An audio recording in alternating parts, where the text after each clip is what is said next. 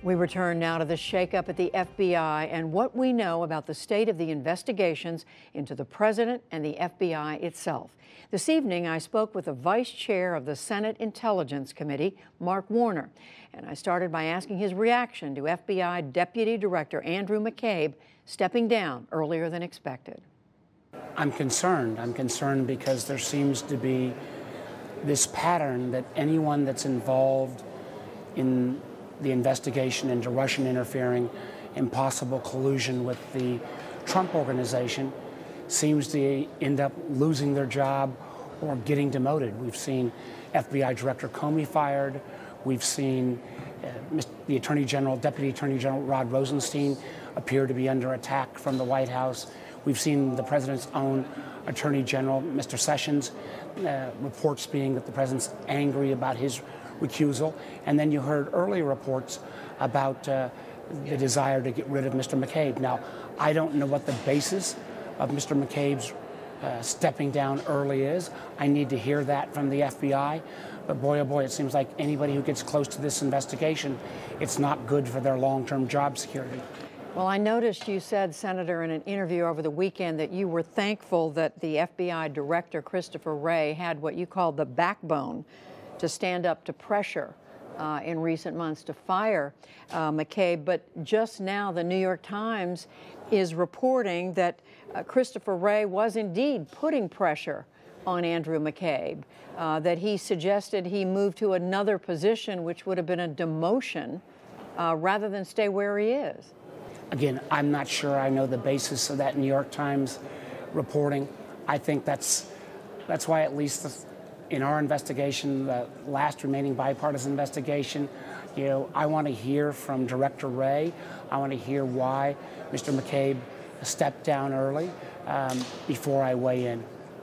What does it say to you that the president has been either critical of or actively trying to fire the very top officials at the Justice Department and the FBI?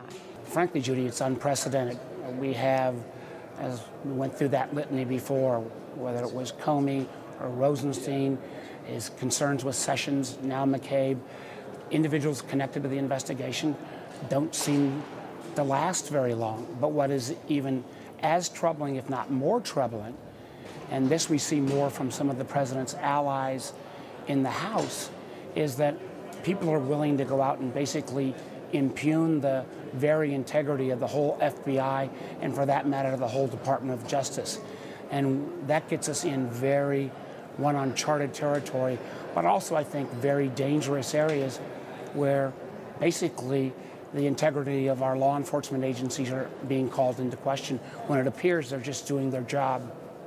Senator, I want to ask you about something that's getting a lot of attention, and that is the memo prepared by the chairman of the House Intelligence Committee, Devin Nunes, about raising questions about the kind of investigative work done by the Justice Department.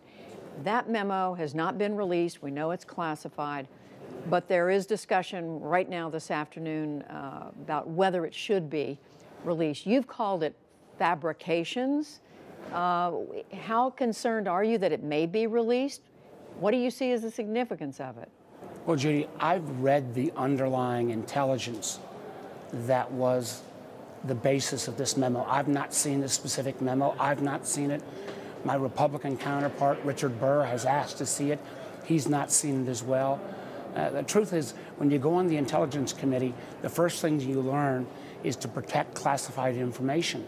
The fact that a small subgroup made up only of one party went out and created this product and now are kind of, banding it about really bothers me. And on top of that, when you've got the president's own Department of Justice saying this memo shouldn't be released, well, I actually hope if there's a way to get the classification issue dealt with, that it does get released, because having seen the underlying documents, there's no there there. Senator, you said in that interview you did with Politico over the weekend that there were significant new revelations in many documents that have been made available to the Senate Intelligence Committee. Where did that information come from? We continue to get additional documents. We continue to schedule more witnesses. And the challenge in this investigation has been there always appears to be new threads coming up. And all of these have got to be followed to its conclusion. And when you said new revelations, you mean information that is different from anything that's been in the public arena before now?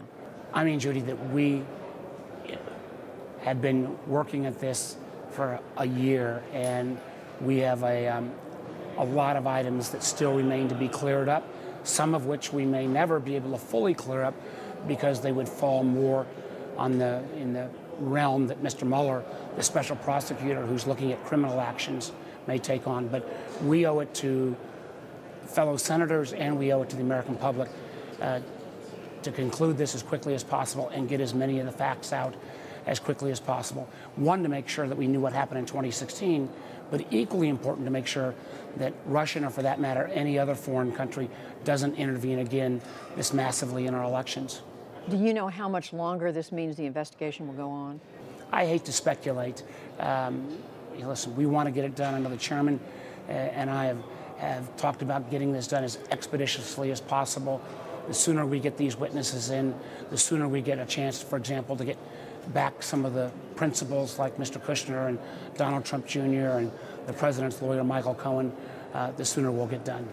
And just finally, Senator, back on Andrew McCabe, do you plan to ask FBI Director Wray about how this came about? Yes. The short answer is we need to find out why Mr. McCabe, a career FBI official, stepped down early, particularly in light of some of the press stories about Mr. McCabe over the last couple of weeks. Senator Mark Warner, the Vice Chairman of the Senate Intelligence Committee, thank you very much. Thank you.